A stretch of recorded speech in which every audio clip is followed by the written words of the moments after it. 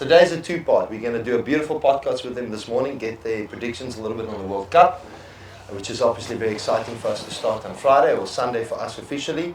And we're going to do a few challenges. We want you guys to also come and support this. It's a big investment into South Africa for golf. And this is the way to grow the game, which we all benefit from. Yeah. So guys, I've got a few questions to both of you, and then I've got a few individual questions for you. And I'm sure Arthur will come in between. But both of you have got World Cup experience. Take us through the mindset that's going on with the boys at the moment. And what do you guys think they're going through? Well, I think for them it's exciting, and I believe purely because most of the guys that are there now were there in 2019, 4 years ago. So, and excitement as well in the sense that in the last two warm-up games that they played, after Jacques and Rassie announced that 33-man squad, you could see the difference in the way the guys play. You know, they've just took it to another level, and I think that's what that experience brings to that side, and to have a guy, a coach that is smart and sometimes just thinks outside the box, like, you know, against the All Blacks. What is that? Yeah. You know, that's unheard of. Eddie Jones was like, this should be illegal. and it got a lot of people talking about it. Correct. And for me, you know, you look at it both ways. That could also backfire. Yeah. You know, if you get Mani and Damien injured, then you're stuck. Yeah. You know, but fortunately for Jacques and Rassie, it worked, and they just showed the dominance that they have. And you know, it's a couple of days away. It's 2 days before the start, but for them it's a couple of days. But I think they're excited. I think they're ready. I also think so.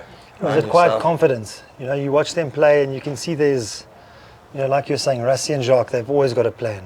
You know, there's saying one thing in the media. Literally, you can, these last two games, I wouldn't be surprised if you didn't see any of that happen in the World Cup. There's always something going on in the background. So, yeah, I think the guys will be very confident, coming with experience. You can see the difference. Sia coming back, you know, makes to that team, and they've got a good bunch of old guys with some exciting youngsters. So it's always good in the squad to have a great mix, and you can see there's just like it's like quiet confidence coming into the World Cup. And you know, if you see any of them talking and how they're going, they're ready for it. So I'm expecting them to do some good stuff. I think the big match for us is the Scottish game, that first game. That is almost like our knockout to get out of the group stage, because you don't want to go into Ireland having to win that game to get out of the group stage. What do you think of that, the Scottish game? You know, I'm not that worried about that game, and because I think we have a forward pack that can take them on. Yes, Scotland, you know, they're number 5 in the world. They're actually playing quite good now at the moment. You know, they were close against France, but I think the way their forwards they won't be able to match our physicality if we're up for the day. And I think, you know, like Kankowski said, Jacques and them have a plan. I just hope that, you know, there won't be any complacency, which is I don't think they will, because they know what's important. And, you know, you don't want to go back to 2019 where you lose the first game, because already now you're on the back foot like we did against New Zealand. But I think this time around we're in a better position, and I don't see Scotland giving us a problem. But you never know. You know, it's a World Cup. Look at Japan. Look at Japan. It's a World Cup. Everyone's up for it. Scotland is keen. They've got some South African players there. They want to show us a thing or two, and they're playing well. So it should be a very exciting game. Yeah, but I think that New Zealand game, I mean, I was listening to New Zealand podcasts and rugby talk there. I mean, all of a sudden it was the referee and the calls that was made. I think it was the perfect timing that we just embarrassed New Zealand, because that's what we did. We completely and utterly embarrassed them. And I think it got going. I personally think, and maybe we are all biased, but it's ours to lose. 100% this 100%. I think we're quite favourites. You never know, eh? You never like know, the World I Cup, know. Because the thing is, that game, you go in complacent against Scotland, and they will beat you. Yeah.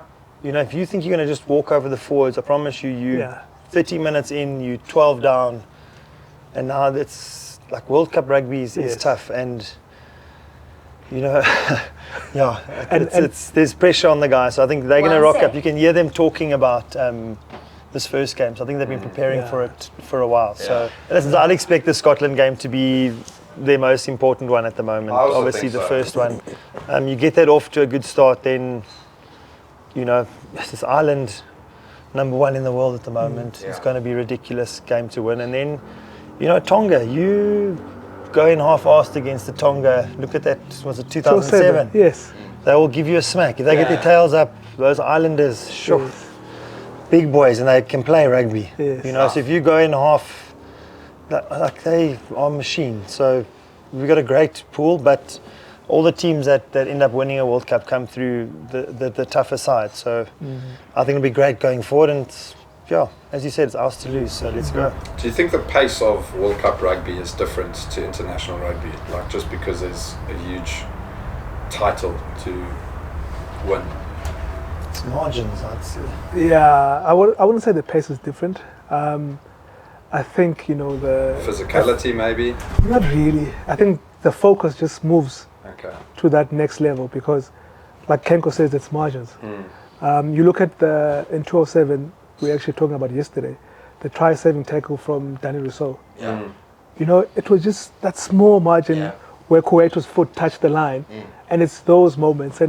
And England broke from the halfway line, and Tate was caught by Victor Matfield made the tackle on a centre. You know, so it's just that slight, maybe 10%, just lifting that focus to that next level. But I think, you know, the physicality, the pace should be the same as either playing New Zealand. But the pressure obviously is different. You know now, once you pass that pool stages, it's knockout stages. You know, you don't have a choice. You have to win the game, be it by 3 points or 1 point. You just need to make sure, you get through to the next stage.